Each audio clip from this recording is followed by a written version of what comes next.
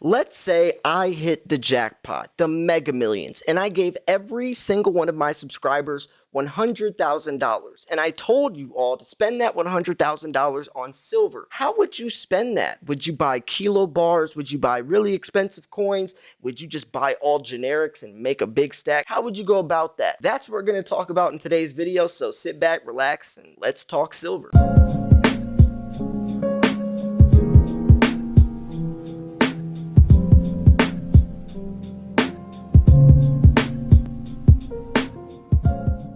Now, the idea of this video actually stemmed from one of you. I was reading one of my comments and someone said they came across a substantially large amount of money and they wanted to know how they should invest it. And I thought it would make a great video topic. So I did some digging and I found a thread and it's talking about the best way to invest $10,000, $20,000 in gold or silver, funds or cash. I think this is a great topic to talk about because not only could we look at this in just a $100,000 purchase, but over time. Maybe some of us are going to spend $100,000 in silver in 1 year. Some of us maybe in 5 years. Some of us maybe in 5 days. That's one of the most beautiful things about precious metals, about silver stacking. Nobody is going to do it the same. What works for you is not going to work for me and vice versa. We all have different financial situations, different time frames of stacking, started at different times, have different preferences, are going to be selling in different times, right? It's all configured to our own strategy. That's why it's called a strategy. We're strategizing to ourselves. I think that's just so cool. But anyways, to get back to the topic, we're going to cover this article or these threads, these comments. And I like these threads because we get to see a lot of different people throwing in their opinion or their idea on one topic. It's not just like one person stating it. But I also want you all to join this conversation as well and comment down below how you would spend $100,000. Let's say I won that lottery and I gave every subscriber that much money. How would you spend that? I'll kind of talk about my way, my reasoning after, or maybe I'll incorporate it a little bit into this article. But anyways, let's jump into it. So he starts off to say, I am wondering what would be the best method to invest $10,000 to $20,000 into gold or silver, and how easy is it about doing so, right? And that is a good question. You know, if you have $10,000, $20,000, can you just buy that much silver right off the bat, just like that? Or is it harder to find? And if you're newer into the precious metals world, is kind of depending upon the type of silver you want. Some types of silver you can't really buy in bulk. Like let's say poured silver, a lot of those are individually crafted by some pourer and they're not producing hundreds or thousands a week, where you could buy tons and tons of generics, right? Or if you're looking at junk silver, a lot of times junk silver, depending on if it's a mercury dime, a barber quarter, some of that can be harder just because there's less and less in circulation, especially if you're trying to get a good deal. Now, there is one good point about buying in bulk is you're getting a better price, right? Buy in bulk, you usually get a nice discount. A lot of times I can take this back to the holidays. Around the holidays, the Black Friday, Cyber Monday deals, what I'll do is I'll buy like lots of 10. Usually the pandas are out by then. The pandas are always out by the Black Friday, Cyber Monday deals, but I'll buy a lot of 10. So instead of buying 10 individual coins, I'm buying one lot, buying in bulk, and I get that deal. Or let's say buying a 10-ounce bar. Instead of buying 10 individual coins, you get one 10-ounce bar, especially if it's generic, and that's the biggest bang for your buck. So if you were going to do this, it might be better not to spend the full $100,000 at once because you're pegging your entire stack to that price. We'll talk about that a little later on, but I do think it would be smart to at least buy in some type of bulk so you get that discount, that deal. Now, this is the bad thing about threads. A lot of times there's a lot of these people that just gotta chime in and don't answer the question at all, but just tear apart everything that has to do about, you'll see what I mean.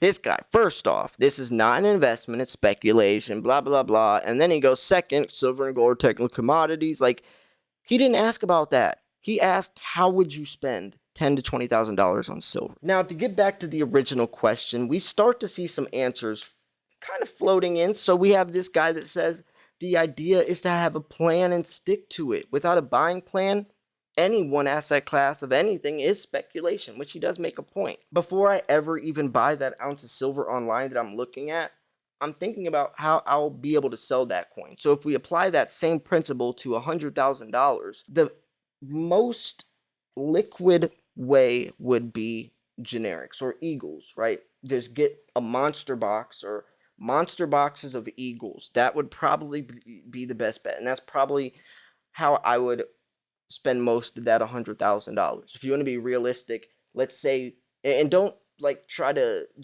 be realistic. Let's really pretend right now that you had $100,000 and don't say, well, I wouldn't spend it on silver. I'd go buy a car.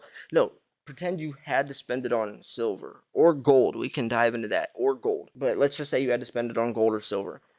Realistically, I would buy monster boxes. Why monster boxes? Because of storage. $100,000 is a lot of storage space for silver. So you can fit $100,000 of gold in a shoebox. You can't do that with silver. So monster boxes, you can stack, they interlock on top of each other. You can put a lot of tubes of eagles in there, nice and secure. You can stack them up, right? If you have, let's say, just tubes everywhere or capsules or the loose coins thrown in a box or something, it's just less organized. It takes up a lot more room. Plus, eagles are very liquid, and you could sell an entire monster box itself as is. That's another thing that definitely could help you in the long run. He does make a good point even going on about the long run. He even says it's all about the long-term plan, not the asset class, which that's another really good point. To go back to gold, like I said, gold takes up a lot less storage, and if you're spending a lot that degree of money on precious metals, you definitely want to have some gold too, right? There's definitely a reason why my name is Silver Slayer, not Gold Slayer, but gold does have a place when you're talking about that much money. Now, if it's $100,000 over 10 years, then maybe not so much. But if you're someone who's spending a lot of money, I'm talking thousands of dollars every couple of months, you're definitely going to want to add some gold to your stack. Not only just from storage space, but just diversity is key in anything anyways. So let's keep on moving on. So now here's where things really get interesting. First, let me mention something that this guy says that is really important. He said, personally, I would suggest taking physical 1-ounce coins or bars, just buy them off a site like AppMex. Now, 1-ounce coins or bars are the perfect denomination just because they're so easily sellable. Let's say you have a kilo bar, but silver goes up to $200, $300 an ounce. That is going to limit your potential customer base by a lot because not everyone's going to have that much money. Just like why you see a lot of people only buy 1/10 ounce gold coins or ounce instead of a full ounce because it's a lot more expensive. Same thing goes for silver. You have to really think about your potential customer base selling, just like liquidity. If you're buying really high fancy coins that are hard to find, when you go to sell that coin, you're going to have to find a specific buyer that's willing to not only want that coin, but pay the price that you're willing to offer. When you have coins like eagles or generics, you can go anywhere and sell them, which also leads to the next point that I wanted to bring up. And it's right down here. It's this guy, I'm pretty sure. So, where is it? It's okay, well, it's right here, but I did want to mention this up here as well. This is the one I was just mentioning. So, this guy says, if you have decided to spend $10,000 or whatever on gold, buy some coins and buy some stock. Don't do it all at once, and don't assume that if you don't buy now, the price will run away from you and you won't be able to get it. Nothing goes up in a straight line all the time. That is a really good point. And then he says, if you chicken out, you can sell your stock with the click of a button. Going to sell your coins takes a lot more time and effort. Another very good point. I do not recommend paper stocks or anything, if you want to go digital, if you want to diversify into something beyond precious metals, physical precious metals, instead of the SLV or the COMEX, I recommend go the crypto route. Cryptocurrency and precious metals are very similar. They go against the grain.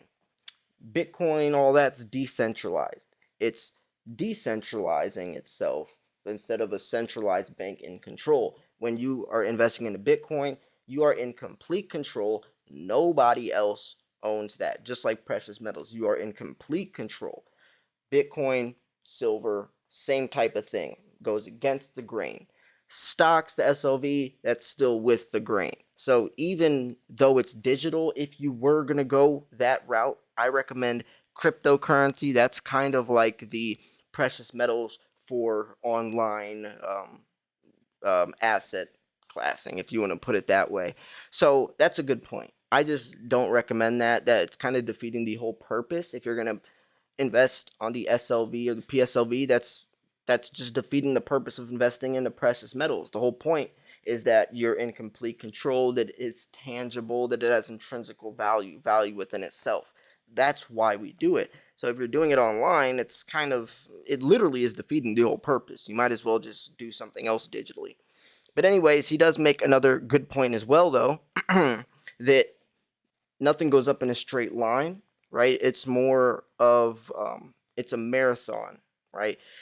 It's not just, and you don't want it to go up in a straight line. If it just went up, up, up, up, up, it's going to crash, crash, crash, crash, crash.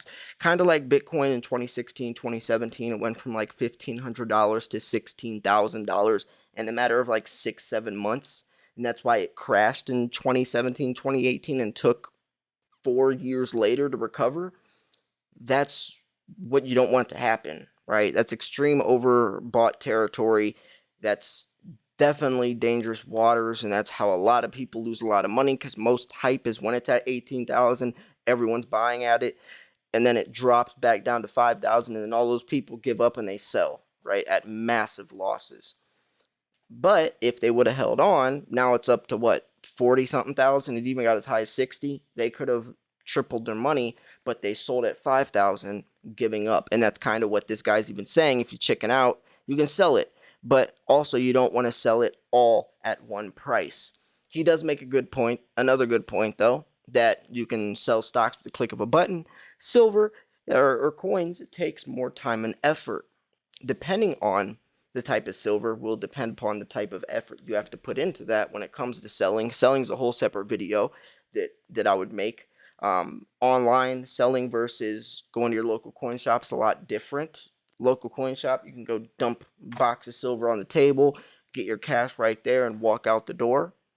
You don't want to sell to a local coin shop, though, if you have high premium semi-numismatic coins like pandas, kookaburras, even eagles nowadays, because they're going to charge you, they're going to buy those coins off you for $2-3 over spot, where online you can get $15-20 over spot.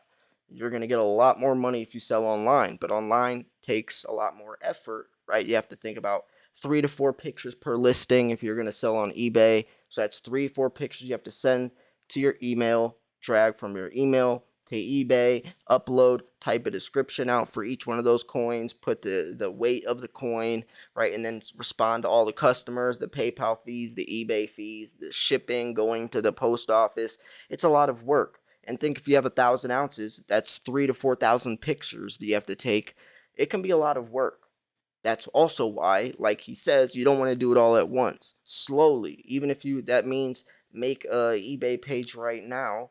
Think of like a fancy name for yourself, as it is going to turn into your business someday, and just sell 1 ounce every couple of months. And then once it gets closer, maybe 10 years from now, and you're planning on starting to liquidate your stack, start to sell 20 ounces a week or 50 ounces a week. Don't do it all at once, because one, that's impossible. That's a full-time job. You're going to drive yourself insane. And two, it's never good to sell and peg your entire stack at one price. So now let's go down to the question that I was originally talking about before we got into that last one. So this guy says, I always lazily wondered about that. And he's going off of what we just talked about. How do people convert those coins, bullion, back into money when the time comes? You can't just walk into a bank and sell them, can you? And obviously he's a newbie, but if no one will buy, like banks are closed, people have no money or more interested in food, one may starve with the chunk of gold under their pillow. Now, I've heard this debate before where like it's more in an SHTF situation and people are saying food, water, shelter is the most important, but if you look historically, there's always a means of exchange, and gold and silver are one of those universally accepted things that are always going to be and always have been a means of exchange, even since literally the beginning of man, since silver isn't valuable just because it's shiny. Silver has real uses. It can purify water. You drop silver in milk, it keeps the milk fresh longer. It's the most highly conductive metal for thermal conductivity, electricity, even light sensitivity. Silver has so many purposes. It has antimicrobial properties. There's colloidal silver. It's used in a lot in the medical world. It's used in medical wall paint. It's used in space equipment, dental alloys. It's used for everything. It's very useful. It's not valuable just because it's shiny. Gold, kind of. Gold is more used for jewelry, necklaces, earrings. But regardless, those things are still useful. And since it cannot be created nor destroyed, which should be the term of money, money should be something that can't be created nor destroyed. Where the dollar, poof, out of thin air. And actually, someone up here mentions that. Where is it at? I think it's the longer comment. It's the comment that has like a two-part section to it. I wanted to bring that up because I didn't read exactly what he said. Yeah. Okay, so he says the price of gold is based on what people are willing to pay for it, like the dollar. Unlike the dollar, gold cannot be created out of thin air, right? And that is one of the reasons that people find gold desirable. It's portable wealth. It's not as portable as diamonds, but more portable than silver, which, like I kind of saying, if you can fit $100,000 of gold in a shoebox, you can't do that with silver. But regardless, there's reasons, and I don't think that if we're in a world where food, water, and shelter is, the necessities, that precious metals wouldn't have some part. If you watch any movie back in biblical times or ancient times or anything, with Vikings, there's always a medium of exchange beyond just food, and it's always silver, mostly silver, not gold. If you ever see they're talking about a silver shilling or silver, 30 pieces of silver, it's always silver. Start paying attention to that. When you're watching a movie that's backdating any point in time, they're always talking about silver. Before the creation of fiat currency, they're always using silver. And there's a reason for that. And silver will always be valuable. It's been valuable since literally the beginning of man 5,000 years ago, and it's always going to be. In 5,000 years from now, silver is still going to play a role. It's nothing. We're talking about elements on the periodic table. Like, there's nothing that could replace silver, and there's nothing that comes close to it. I mean, copper's a close second in terms of conductivity, but it's nowhere near you can't compare the quality between the two, especially when we're advancing with solar panels and electric vehicles and that nature. It's just not possible. And I've covered many articles from scientists and everyone trying to break it down. And the only solution basically to that problem is cutting down the amount of silver that we use in solar panels or electric vehicles. I think it's like 52 grams right now in a solar panel, and they're trying to get it down to, or 52 grams in an electric vehicle, some 100, and they're trying to cut it down to like 28. And I'm sure over time, over the next, decade or so, they'll get it down even smaller. That doesn't mean that the silver shortage won't exist. It's still going to be nearly impossible to pull that off, but recycling, things like that, I do think are going to be more apparent as people realize the severity of the situation regarding the silver shortage. So anyways, for me, the best way to spend $100,000 on silver would be monster boxes of Eagles and generics, but also I would want to personally, for myself, buy some more collectible stuff. Some of the series that I couldn't collect right now, like the Lunar Series 2. Definitely gold as well, maybe some 5 tubes of gold coins, maybe some eagles or something along those lines, just to add some cut down the amount of storage space. But I definitely would still go a lot more the silver route, just depending upon the situation with storage. I don't know what $100,000 of silver looks like exactly storage wise. I'm sure there's videos on YouTube, but bars, a lot of people would probably go the heavier bar route, but I'm just warning you, it's going to be a lot harder to sell those bars, especially if you're waiting to sell your silver at a high spot price. You're gonna have to find someone with extremely large amounts of money that's willing to buy that or able to buy that bar back. So anyways, yeah, I'm gonna wrap this video up here. What do you think about this? Let me know what you would do in this situation if I won the lottery and I gave you all $100,000 to spend on silver. Hope you enjoyed this video. Thanks for tuning in. This is Silver Slayer. I'll see you guys soon. Peace.